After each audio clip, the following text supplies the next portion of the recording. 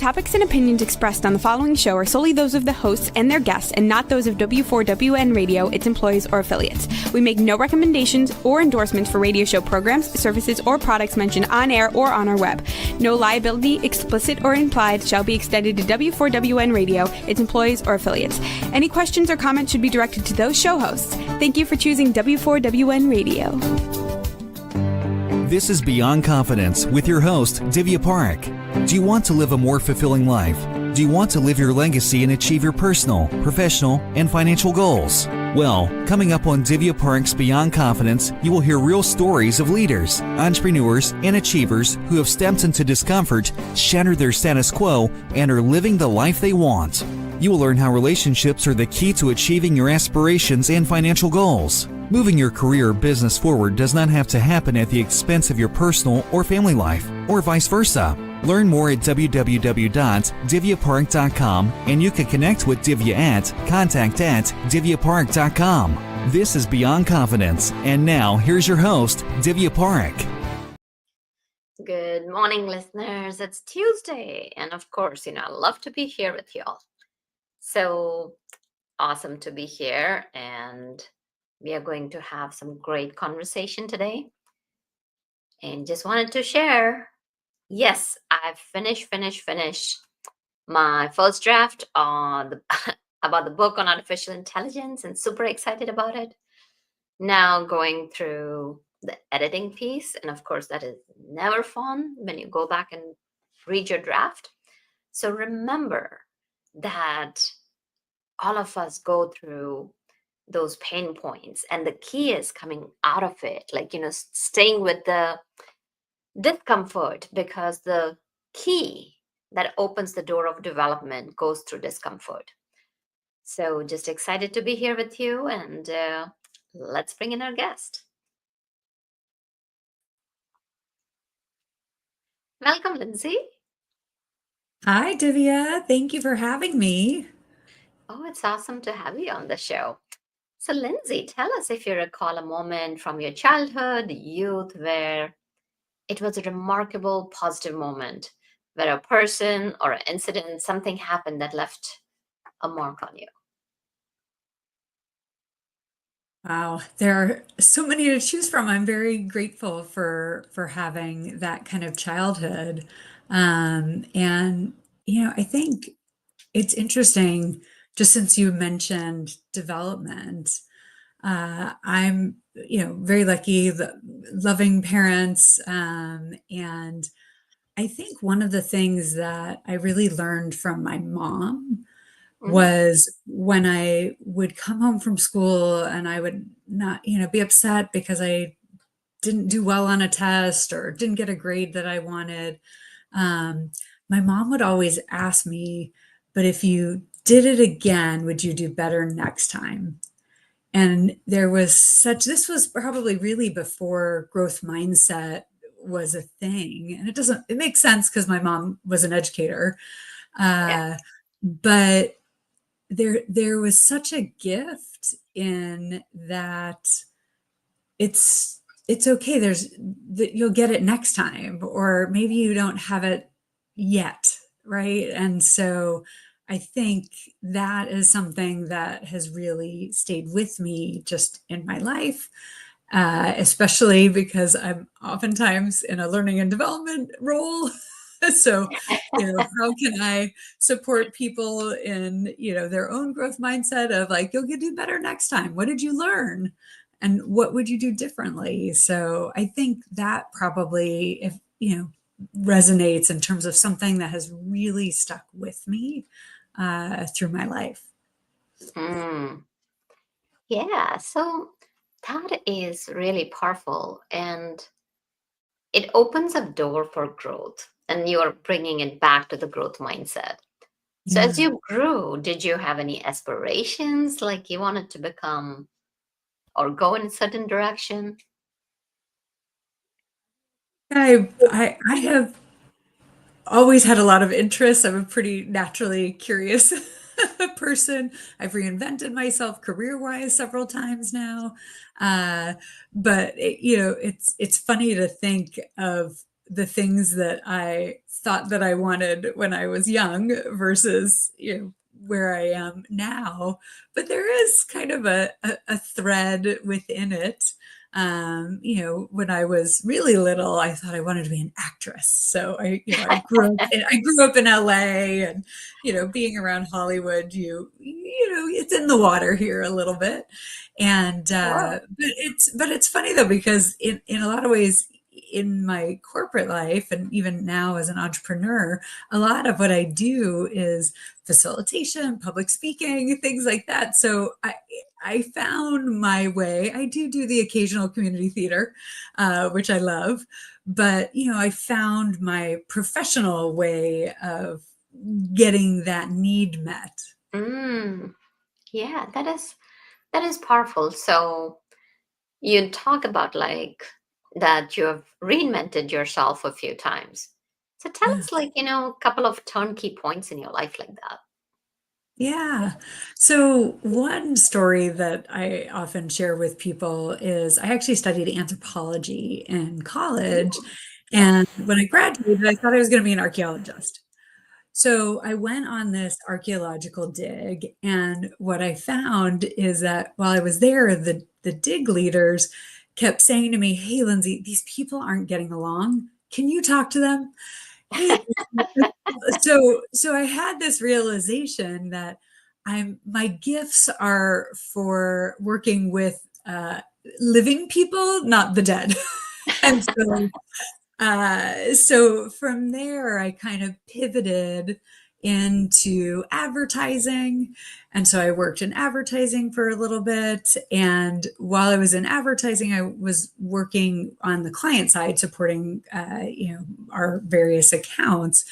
But in my spare time, I would find that I would volunteer. Oh, I'll help with that recruiting. Oh, I'll help with training.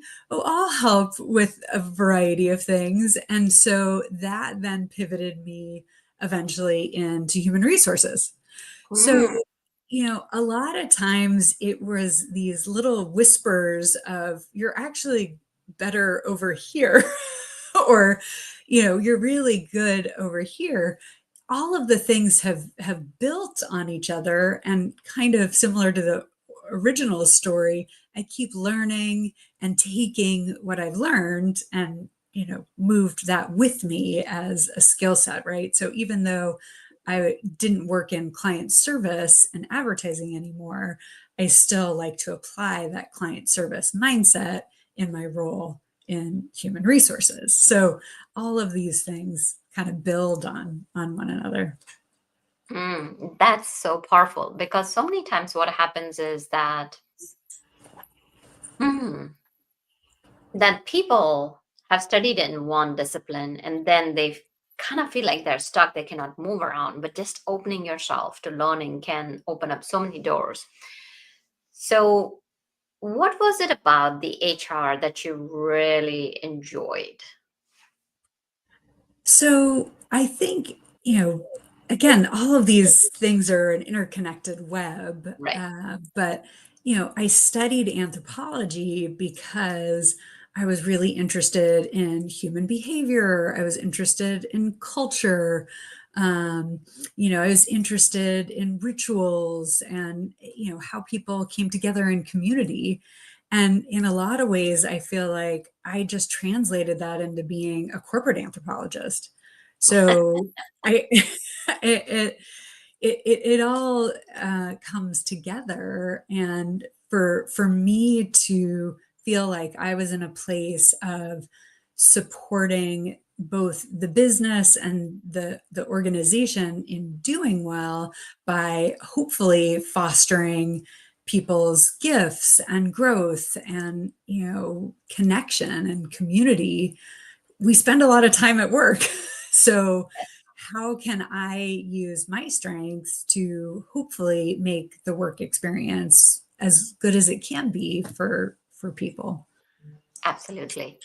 So many HR professionals are sometimes caught in the tug of war that Yes. they have to look out for the employees and yet there are directives from leaders. So like when the HR leaders are caught in that situation, Yeah.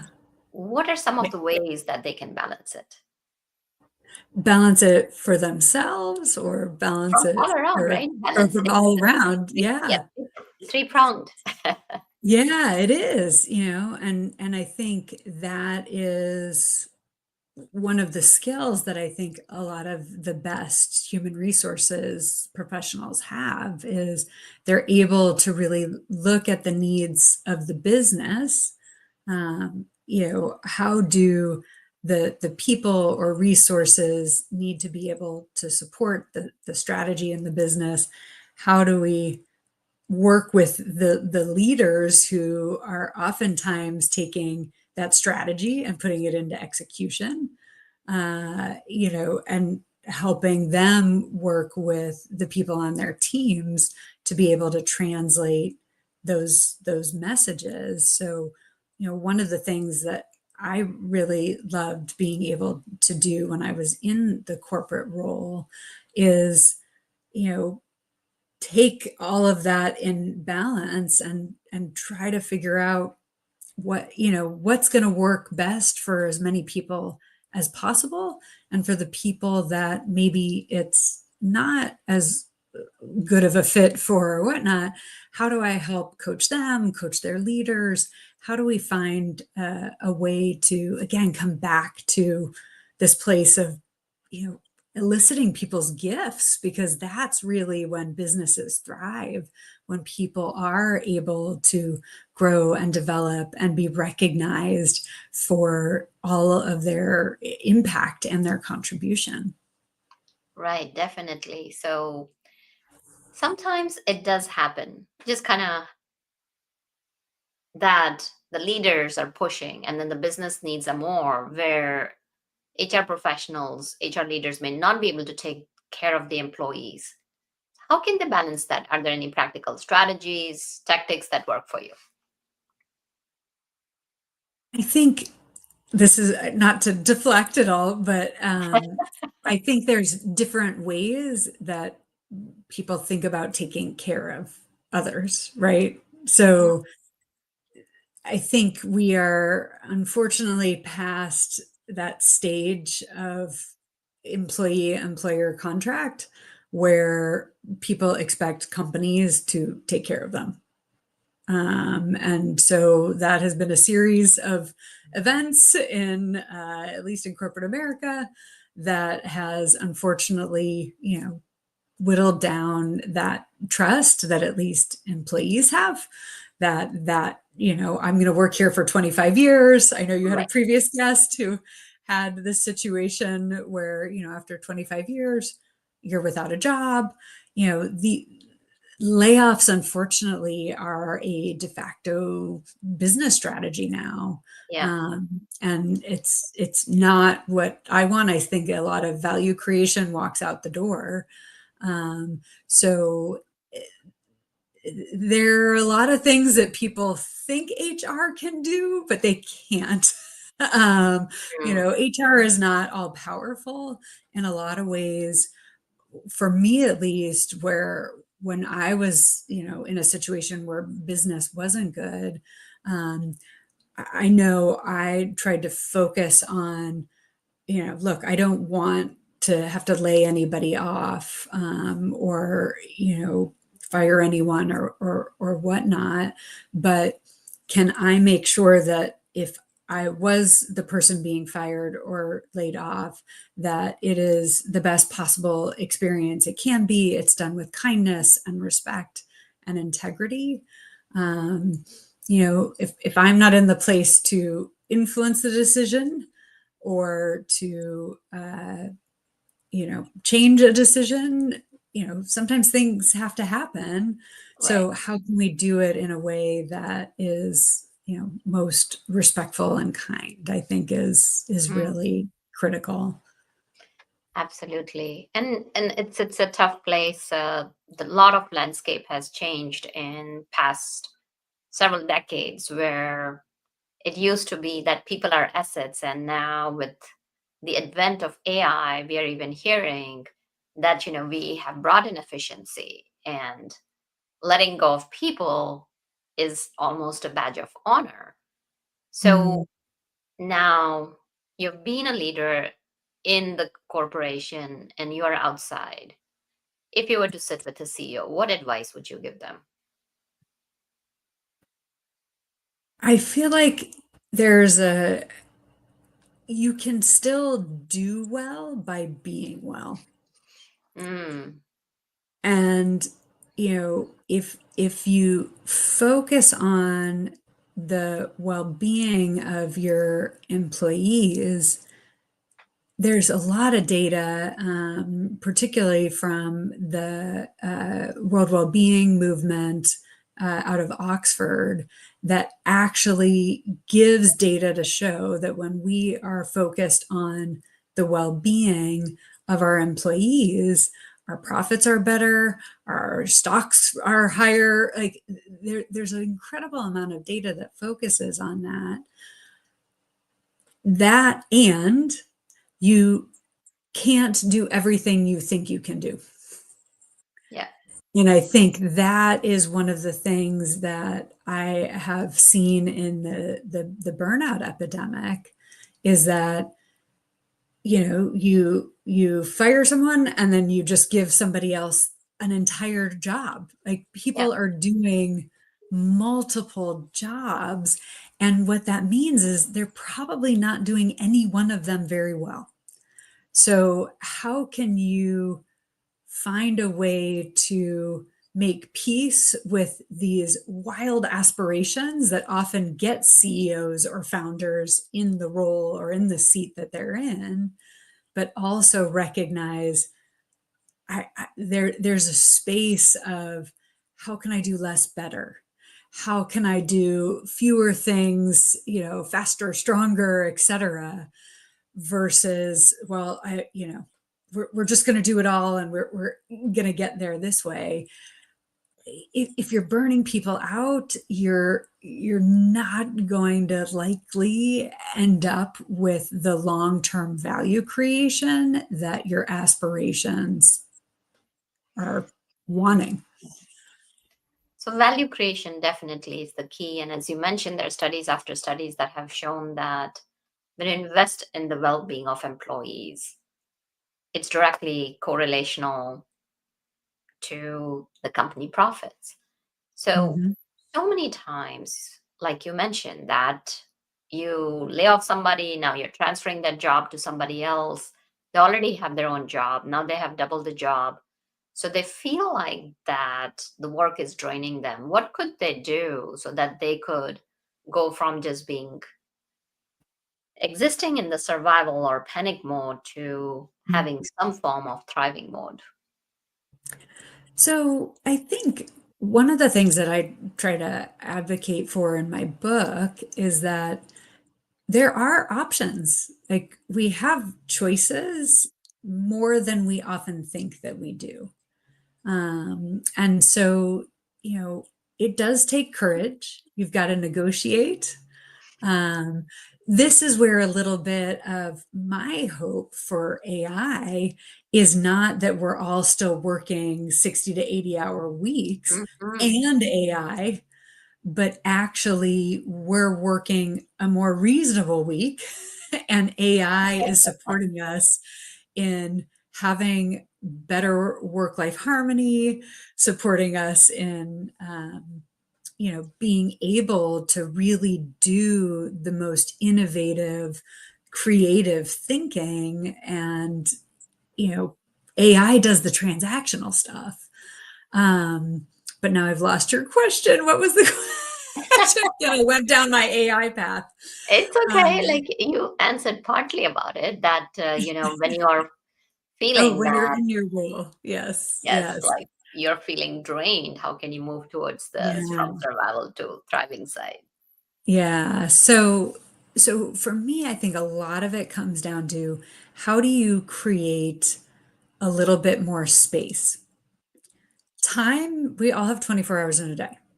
Even Hmm. Beyonce has 24 hours in a day, right? There is that oftentimes we focus just on the time element, but there are a few other elements that you can play with. One is your energy. So, oftentimes it feels like, I don't have time. I don't, and we're just in this routine mode. But if you can have, even for a day, a week, just do a mini time audit for yourself of just, how did I spend my time? What was my energy like? You can start to identify the activities that feel really good. I mean, there are times where I am in the flow of my work, right? When I am designing and in my really creative space, time flies by. I don't even, I'm like, oh my God, it's 5 o'clock already. And I don't feel drained, right? Right. So there's something about acknowledging in a lot of ways that, we can operate like a human battery of, it's not the time as much as it is the energy that, is expended in that time. How much are we recharging ourselves, or keeping our battery charged versus, just in that draining mode. Yeah, no, absolutely. So energy mapping really works well because it's kind of telling you what are the tasks or what are the areas that are draining your energy and what are the tasks that is replenishing or recharging your energy. And also, as you mentioned, that AI can be used to do the grunt work.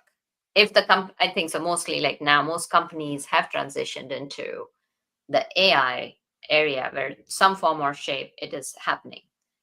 Yeah. So now, like, as you talked about the well being in today's day and age, it's all about the hustle culture. And when we talk about the hustle culture, it's like, okay, you got to do multitasking. And yet there are studies out there that show that, when you're working on one project or one task, the brain works really well. So, in so many, like, hundreds of context switching, how can somebody work well while staying focused? It's really hard. I Hmm. mean, this is, I think, beyond, so I'm a Gen Xer. Um, I look at my kids who are Gen Alpha, and I really feel like our brains are rewiring in a different way, where we all have a lot of just crisis of focus, crisis of presence. So one of the things that I talk about in my book is just the concept of working mindfully. So we are always going to be multitasking. I mean, I remember talking to a client who told me about, he was sitting in a meeting with people with his laptop open, answering emails, answering chats or Slack, and also texting on his phone. I don't know how he was processing anything happening in that meeting. And so, some of it is, what are ways that we can work more mindfully so that we can be present? What are some of the things that we can do to, I think, really foster body awareness? So, part of either hustle culture or lack of focus is, we just keep going, right? We're just in this loop of putting out fires, putting out fires, putting out fires, putting out fires, and we don't have a lot of time to focus. But if we can really start to create some mindful practices, it creates that little bit of pause for Hmm. us to really think about how to respond versus just react.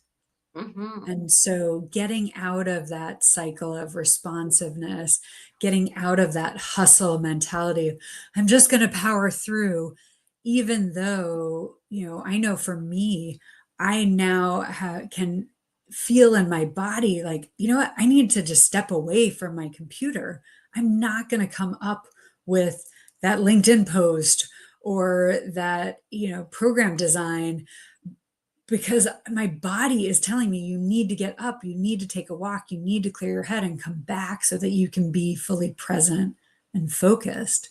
So lots of different ways to work mindfully to create more space for pause and reflection. Definitely. That makes a huge difference, that when you're allowing that rest time, that pause time between. So tell us a bit about your transition from being in the corporate and stepping out to become an entrepreneur. Yeah. So it's interesting because I actually really always wanted to be an entrepreneur someday. I kind of knew I was going to get some jobs and get some experience. But when I went to business school, I, really focused on, both organizational behavior, but also entrepreneurship. So tried to take a lot of classes to do that. And, it's funny, flash forward 20 years later, I didn't think that I would still be in corporate America, but really it was the gift of a layoff that allowed me to pursue my entrepreneurial dreams. So I had already been, in a lot of ways, seeding this for myself and imagining and focusing on what are some of the skills that I could, bring to bear as an entrepreneur. What do I want to do as an entrepreneur? Do I want a product or a platform? Do I want to be, consulting? So I think for me, what ended up happening was, I received the gift of a layoff. It was an opportunity to make a pivot, throw some spaghetti against the wall, see if anything stuck, see if I liked it. And, here I am 20 months into the journey, and, I'm loving it. It is hard. There are days when, I feel the old adage of entrepreneurs are the only people who work 80 hours to avoid working 40. So, there are those days, but I really try to practice what I preach about, working well. And yeah, I'm just enjoying all of the learning and growth that's part of this new identity. Fantastic. So congratulations on making the Thank transition you. and that Thank you're you. enjoying, because it's so important to know that there are different options in life. And of course, different options would be different for everyone. Sitting down and Yeah. exploring those is such an important thing. So how did you get into the book writing? So it's funny when I think I've always just felt there was a book in me, which I know sounds super cliche, but there were things that were starting to germinate in my last couple of years in corporate America. I had the great fortune of being able to shift to a part-time schedule. And while I was working part-time, it was like my mind was just opened so much to, wow, there are all these practices and new habits that I am creating that are taking me away from being really the workaholic that I had started to become. And as a coach, I was starting to see, wow, some of my clients who aren't working part time are also practicing some of these habits and ways of being that are supporting them in not being a workaholic and finding great work life harmony. And so all of these patterns, maybe from my anthropologist days of being able to spot patterns, were really starting to sync and come together. And again, the beauty of the layoff was I knew I would never get time like this again. So, I knew that it would take at least 6 months for me to really ramp up into getting paid work. So I was given that gift of this window of having purpose and focus, and at the same time. So that really is what started me on the journey. And I was contacted by a publisher that had a fabulous Black Friday deal that I just couldn't not take advantage of, knowing that I was going to have this time. So, sometimes you have to put structures and systems in place to support you in these, places of newness. Absolutely. And that is structures that are flexible are so important to have, especially as an entrepreneur, because it's very easy to become the driftwood where you're just going in so many different directions. So having Yeah. those structures are very helpful. So congratulations on your book. And Yeah. why don't you share a few techniques that our audience can apply in their lives to bring in the well-being? Yeah, so there's a lot in the book. The name of the book is Working Hell to Working Well, Making Your Company Work for You. And I think for me, some of my experience that I'm bringing forward in the book is that oftentimes we are either in this place of, I'm just going to quit, or, unfortunately, we are let go. But the grass isn't always greener on the other side. So, how do I make where I am right now, where I have a network, where I have relationships, where I have knowledge and experience to bring to bear? How can I make my company really work for me? And so, one of the things that I talk about in my book is, in addition to working mindfully, taking some of that self awareness and identifying what are your needs. What is it that you want to be able to get out of work, right? We spend a lot of hours there. What are the needs that we need to be met? And actually, this concept of needs, while I have other research that also speaks to it from my personal experience, I really came to understand what my needs at work were when I left the corporate world and moved to Australia for a family adventure for a couple years with a toddler, and my daughter was born there. And I really had to reinvent myself again. I wasn't going to be able to really find a job there, but I went from being a working mom who had many years as a career professional to being a stay-at-home mom. And I just was like, okay, I don't know how many times I can just stay here and like watch ants on the sidewalk.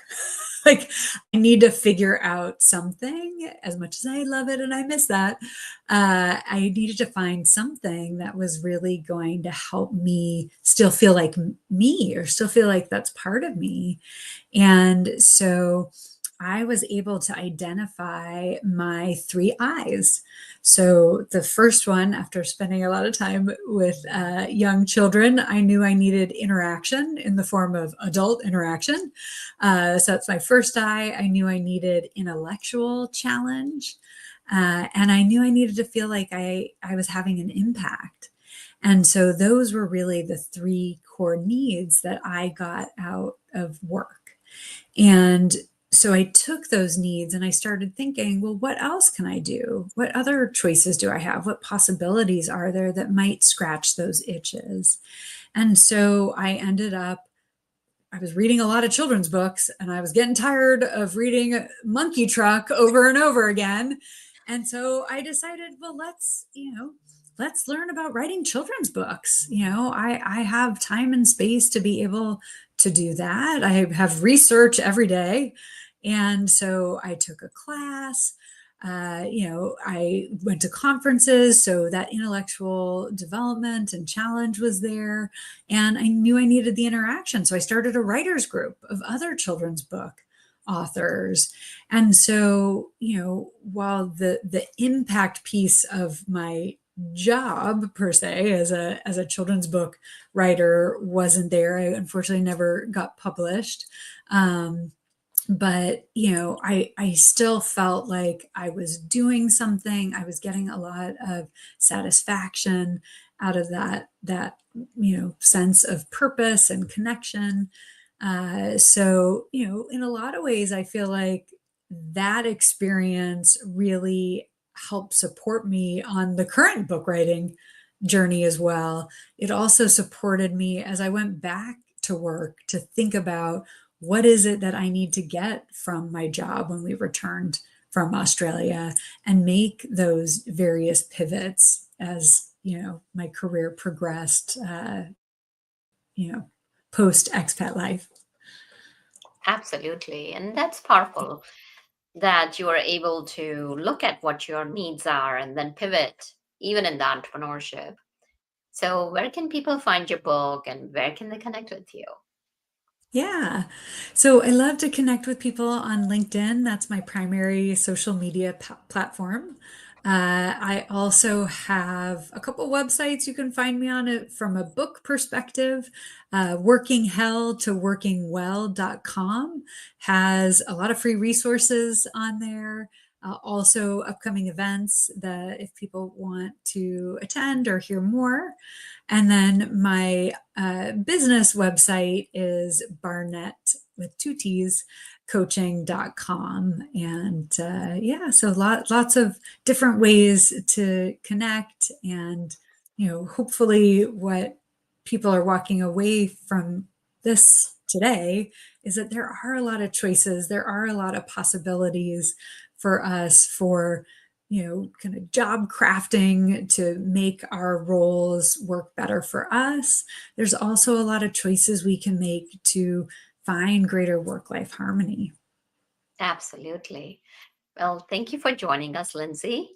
Thank you for having me. Absolutely. Thank you, wonderful audience, because without you, the show would not be possible. Reach out to us. Let us know. How can we serve and support you to live the life you deserve? And thank you, Juan, for making this show technically possible. Be well and take care until next time. Thank you for being part of Beyond Confidence with your host, Divya Parekh. We hope you have learned more about how to start living the life you want. Each week on Beyond Confidence, you hear stories of real people who've experienced growth by overcoming their fears and building meaningful relationships. During Beyond Confidence, Divya Parekh shares what happened to her when she stepped out of her comfort zone to work directly with people across the globe. She not only coaches people how to form heart connections, but also transform relationships to mutually beneficial partnerships as they strive to live the life they want. If you are ready to live the life you want and leverage your strengths, learn more at www.divyaparekh.com. And you can connect with Divya at contact@divyaparekh.com. We look forward to you joining us next week.